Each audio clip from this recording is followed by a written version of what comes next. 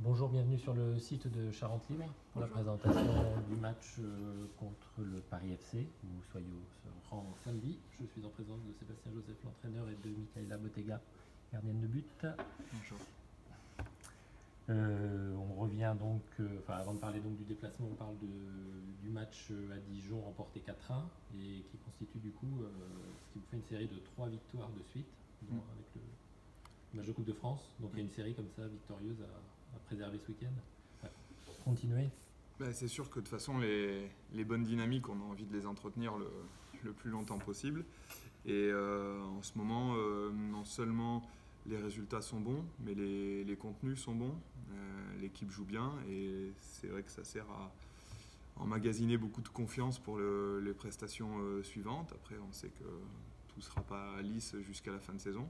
Mais dans tous les cas, c'est des périodes sur lesquelles il faut s'appuyer pour non pas se reposer sur les acquis, au contraire, mais travailler encore plus dur à l'entraînement parce que justement, dans ces périodes de confiance, j'estime qu'on peut aller un petit peu plus chercher dans ses réserves, que ce soit sur le plan technique, athlétique et mental, que sur les périodes des fois qui sont plus compliquées, où on a un peu plus de doutes, où on va plus chercher à jouer sur la confiance. En tout cas, continuons comme ça ce week-end, garder tout ce qu'il y a eu de positif sur ces derniers matchs et puis gommer aussi ce qui a pas été, parce que même si on est en réussite, tout n'est pas parfait non plus. Mais quand même, oui, il y a eu de la maîtrise à Dijon, comme le reflète le score. Oui, il y a eu de la maîtrise dans le jeu, il y a eu de la maîtrise sur tous les aspects du jeu, c'est-à-dire sur le plan défensif, sur les phases de transition, sur l'aspect offensif. On a fait preuve de réalisme aussi devant le but, ce qui nous manquait un peu ces derniers temps. C'est vrai qu'en ce moment, l'équipe marque et ça fait du bien. Voilà, après, il faut aussi toujours relativiser, puisqu'on a joué dans cette période Dijon qui est aujourd'hui premier non relégable, Marseille qui était relégable et Le Havre qui était une équipe de D2. Voilà, je pense que Dijon, c'est, comme je disais, une équipe qui pour moi est solide et doit prétendre à mieux que le résultat qu'elle a pu faire samedi. En tout cas, samedi, nous, on a fait un très bon match. Eux, de leur côté, ça n'a pas été leur meilleur non plus, ce qui fait cet écart de résultats. Mais voilà, je pense que pour autant, il faut continuer à vraiment se mettre dans une attitude de travail et pas penser que tout ce qu'on a actuellement, ça vient tout seul. C'est aussi le fruit de beaucoup de travail qu'elle réalise à l'entraînement actuellement. Et pareil devant le but, c'est pas qu'à un moment on n'y arrivait pas et que maintenant on y arrive. On travaille toujours autant devant le but, on est simplement un peu plus en réussite actuellement. Comment tu vois cette période, toi, justement, Michaela? On est sur une bonne période, on est dans une bonne dynamique et il faut qu'on continue comme ça pour le match le week-end. Bon, ok. Justement, le Paris FC, il y a eu match nul à l'aller, ils sont un point devant vous. Donc effectivement, c'est un adversaire qui sera a priori un peu plus solide. Et voilà, donc effectivement, on est plus sur une forme de test pour voir ce que vous pouvez faire. Ouais, on a battu pas mal d'équipes du bas de tableau. Et c'est vrai que si on veut prétendre à des places intéressantes dans le championnat, ça va passer aussi avec des résultats comme on a pu le faire à domicile contre des plus grosses équipes. On avait fait le match nul contre le Paris FC qui est devant nous, match nul contre Montpellier, etc. Maintenant, il faut essayer de passer devant dès ce week-end, même si en soi on a un match de retard. Alors, on ne peut pas se permettre de faire une contre-performance parce que dans tous les cas, ça mettrait l'adversaire à 4 points. Donc même avec notre match en retard, on ne pourrait pas repasser devant. Donc c'est important de faire un résultat et de prendre des points ce week-end dans cette optique de jouer plutôt la première partie de classement. Oui, surtout que cette équipe du Paris FC, on a quand même l'impression qu'elle est moins forte que par le passé, un passé un peu plus lointain. D'accord, elle a gagné à Montpellier, mais elle est moins solide quand même. Après, je pense que il y a eu l'ère Juvisy, maintenant il y a l'ère Paris FC. On sait que toutes ces périodes de transition, ça demande aussi du temps. Voilà, dans les changements, je pense qu'il ne faut pas comparer. C'est le football féminin de manière générale qui a évolué. Avant, c'est vrai qu'il y avait 3 très grosses équipes qui étaient Lyon, Paris et Juvisy. Maintenant, les cartes sont un peu plus larges et un peu plus distribuées. Voilà, c'est une équipe qui est capable de faire des contre-performances par moment, mais aussi de très bons résultats, comme ce week-end à Montpellier. le week-end d'avant, même s'ils se sont fait éliminer par Bordeaux en Coupe de France, ils se sont fait éliminer au tir au but. Ils avaient fait match nul contre Bordeaux, et quand on connaît la valeur et la qualité de l'équipe bordelaise cette année, je pense que c'est aussi une vraie bonne performance. Voilà, donc c'est une équipe qui est, depuis en tout cas ce début d'année, aussi sur des très bons contenus, qui sera également en confiance par rapport aux résultats qu'elle a pu faire samedi à Montpellier. Voilà, il y aura 2 équipes qui, entre guillemets, sont un peu en pleine bourre, qui vont s'affronter, avec un point d'écart, comme je viens de le dire à l'instant, donc ça fera un match intéressant. Comment tu le vois cet adversaire, Michaela? C'est une belle équipe, le Paris FC. Après, je pense qu'ils sont en confiance et nous aussi. Donc, on va faire ce qu'il faut ce week-end pour prendre les 3 points. Et prendre la revanche, enfin la revanche. Oui, c'est sûr. Il y avait de la frustration au match aller avec ce 0-0, surtout que vous étiez en supériorité numérique après l'expulsion de Tiné. C'est vrai que il y a de la frustration de ne pas arriver à... Oui, il y a eu de la frustration parce que, on va dire, on avait joué effectivement à 10 pendant à 11 contre 10 pendant près de 60 minutes, avec l'expulsion d'une des joueuses majeures de leur effectif. On n'avait pas réussi à marquer, on avait eu notamment de très belles opportunités sur la fin de match et même dans les arrêts de jeu de pouvoir prendre ce match. Maintenant, voilà, c'est une équipe qui a été aussi continuellement dangereuse sur ses phases de contre. Elles ont des vraies attaquantes de profondeur qui vont très vite. Elles ont aussi de très bonnes tireuses de coups francs et de coups de pied arrêtés. Et elles avaient eu quelques coups francs, je me souviens, en entrée de surface, qui auraient pu aussi être décisifs. Voilà, on a toujours l'envie de gagner, mais le match nul était aussi, on va dire, peut-être juste et mérité. On aura à cœur de faire mieux, parce que je pense qu'en tout cas, depuis la 2e journée, l'équipe a encore beaucoup progressé. Ce match, il faisait suite à l'annonce par la DNCG du retrait de 3 points à Soyaux, même si voilà, il y a un appel, rien n'est définitif. Ça montre quand même une belle capacité de réaction, et ça montre que les filles finalement n'ont pas été perturbées par cette annonce. Après, voilà, elles vont leur point de vue en tant que joueuses. Moi, comme je vous l'avais dit la semaine dernière, c'est plutôt des choses qui nous motivent à faire le travail déjà sur l'aspect sportif, prendre les points. Et puis se dire que pour l'instant, notre maintien, comme je disais la semaine dernière, avec ou sans retrait, il est pas acquis. Donc on se doit de faire le boulot sur le terrain. En tout cas, nous, ce qui nous tient à cœur, c'est de montrer qu'on a une belle équipe, qu'on mérite d'être là. Et les décisions administratives, après, elles sont ce qu'elles sont. Comme je vous dis, elles vont être réglées rapidement.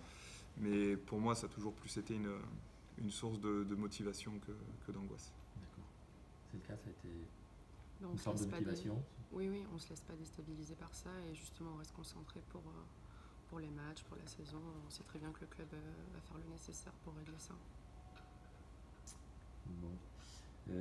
Sébastien, tu avais fixé l'objectif de 16 points avant la trêve.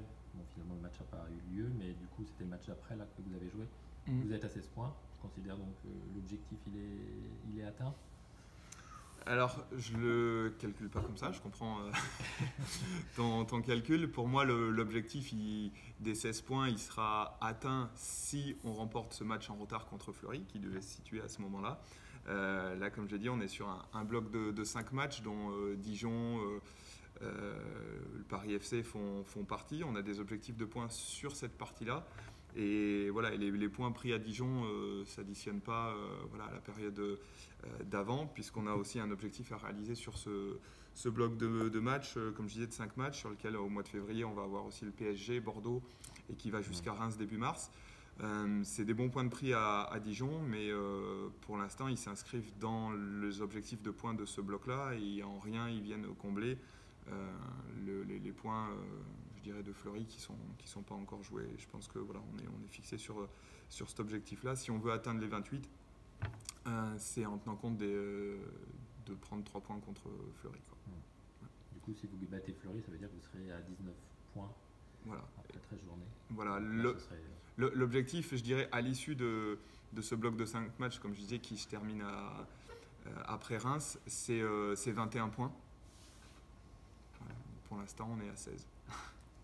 Donc on n'y est pas encore, et il y aura un objectif de 7 points sur le dernier bloc de 5 matchs pour arriver à 28.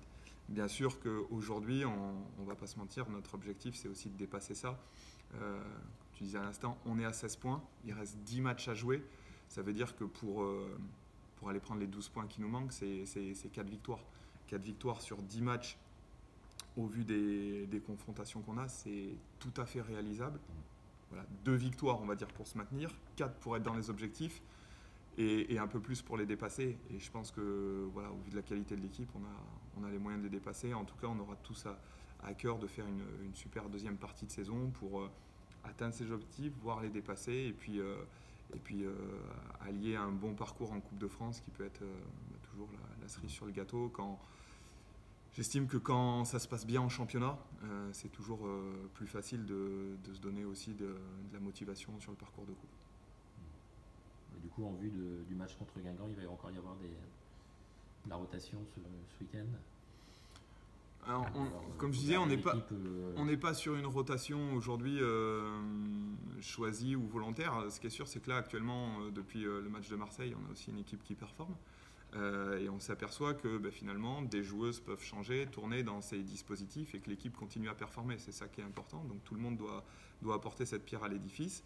Et actuellement, les modulations d'effectifs qu'on peut faire sont plutôt sur soit des joueuses qui auraient des petits bobos, soit inversement des retours de blessures qui se font actuellement.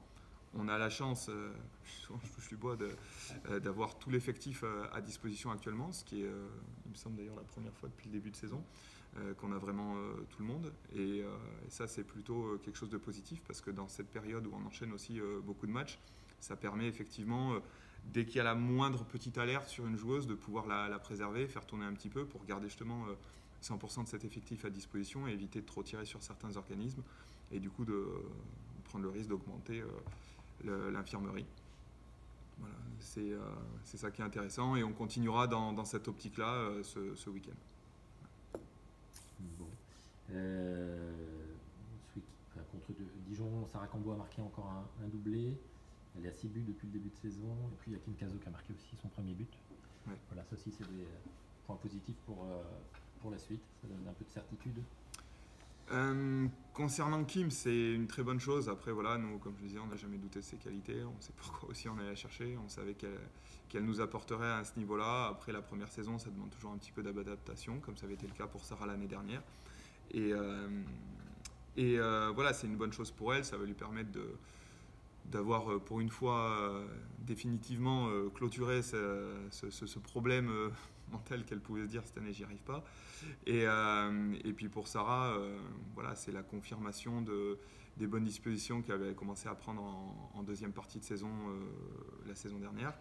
Elle est sur la continuité, elle dépasse son meilleur total de buts en D1 depuis qu'elle y est. Elle reste effectivement sur 3 doublés. C'est important pour nous, je dirais, d'avoir une attaquante sur laquelle on peut s'appuyer qui est efficace. Mais là encore, si on prend le match de la semaine dernière, Laura Bourgoin a marqué, qui m'a marqué, c'est-à-dire que c'est tout le secteur offensif qui marque et qui crée du danger. Ça, c'est aussi extrêmement important de savoir que le danger ne pas se focaliser que sur une joueuse, il peut venir de partout. Après, les qualités de Sarah devant le but, les gardiennes, elle peut en parler mieux que personne. C'est quelqu'un qui est très adroit devant le but et voilà, on savait qu'on n'avait aucun doute à ce sujet. T'en penses quoi, toi, du coup tu confirmes que Sarah... Oui, Sarah, c'est une très bonne joueuse. Oui, devant le but, c'est vrai qu'elle me rend folle des fois. L'entraînement, elle est persévérante. Elle est persévérante. Bien, et on va s'arrêter là. Merci. Merci.